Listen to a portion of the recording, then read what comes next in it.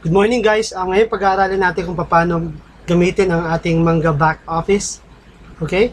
So ang gagawin natin, i-type natin yung ating Manga website, which is www.mangaworldunlimited.com mangaworldunlimited.com. Now, and then press enter. So this is our official website. All right. So if you want to go to your back office sa binary mo, click mo lang to, binary account, click here, log in. Or yung Unilevel mo naman, pupunta ka sa back office mo sa Unilevel, click mo lang itong Unilevel na link nito. So dahil pupunta tayo sa back office natin sa binary, so click po yung nasa taas, which is binary account, click here. So click ko na po.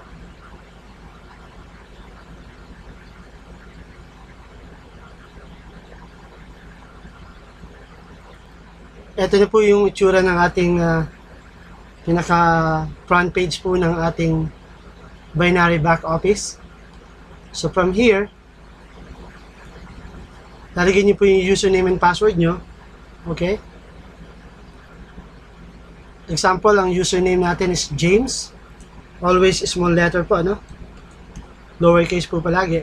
And then yung password nyo.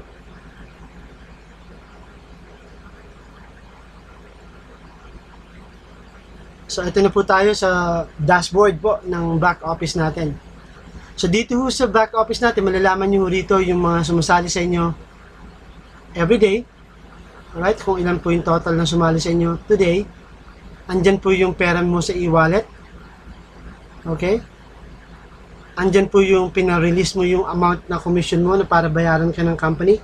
Kasi hindi ka babayaran ng company hanggat wala ka pang request po kung magkano yung gusto mong bayaran. Basta po ang minimum po na pwede mong i-request is 100 po minimum.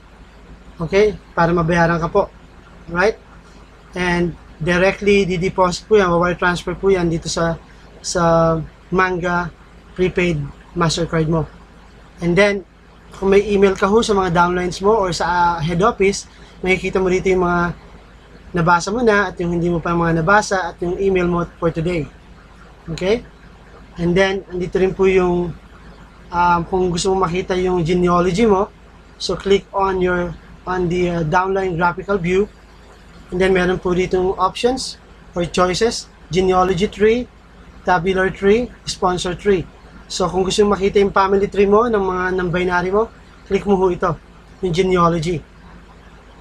Okay, pag click mo ng genealogy, dahil si James wala pa ho siyang left and right, no? Alright, so pagka magsa-sign up ka ng left mo o ng right mo, just click po yung green button na to na may positive, na may plus sign po. Okay? So kung sa left naman o sa right, basta pagka nakaharap ka sa computer, ang left mo is your left here and then your right here. Okay? So, and then kung gusto mo namang shortcut po, hindi ka na pupunta dito sa genealogy mo, just click on register new member. Okay?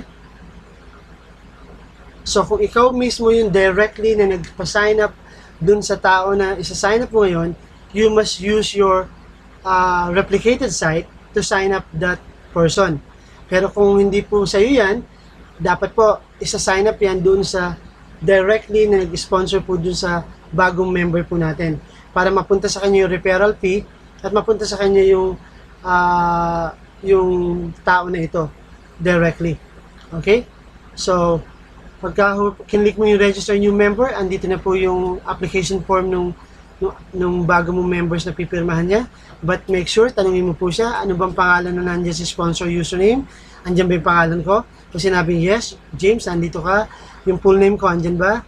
Okay, and then, sige, dahil alam mo as apply kung saan mo siya ilalagay na leg, left or right, so sabi mo sa kanya, sige, place kita sa right ko. Okay? And then, ano bang bibilin mong product? Yung diamond, platinum, or gold. Kung ikaw ay nagbayad sa Western Union, kiklik mo itong Western Union Diamond Payment. Okay? Ayan siya. And then, dito mo rin makikita po yung mga invoices mo, ng mga commissions mo. Okay? So, pipili ka ho from what date. Example, pwede mo ho i-back date yan. Okay? And then, up to this date. And then, click on view. Okay? So, yun po yung reporting natin. And meron kang tools. Ano ba meron sa mga tools natin? Pwede ka rin mag-request ng IPIN. Yung IPIN po, ginagamit po yan pagka nagbayad ka sa Western Union o nagbayad ka ng cash sa head office. So, hindi ka nagagamit po hindi ka na magbabayad po sa credit card mo, ng bundles mo. So, kailangan mo po ng IPIN number. Nasa 8 to 12 digits po yan. Okay? So, lahat po ng mga nasa left-hand side niyo po, yan po yung mga button po para kung may mga kailangan kayo, example, sa mail management, kung mag-email ka sa mga members mo o downlines mo, view your referral, yung po mga na-sponsor niyo po directly. Okay, and then member management. So, yung profile niyo po, yun po, kung gusto nyo baguhin yung address niyo po, yung password niyo, pwede nyo baguhin. Alright? And then, yung e-wallet nyo, andyan po, kung magre-request po kayo ng commission, you need to click this request payout. Okay? Magkano yung amount na gusto nyo bayaran sa inyo? Minimum po na $100 yan. Direct deposit, direct wire transfer po yan sa inyo pong Mastercard po. No? And, andyan din po yung tools natin. Yung mga invoices, as I said earlier. And then, what else?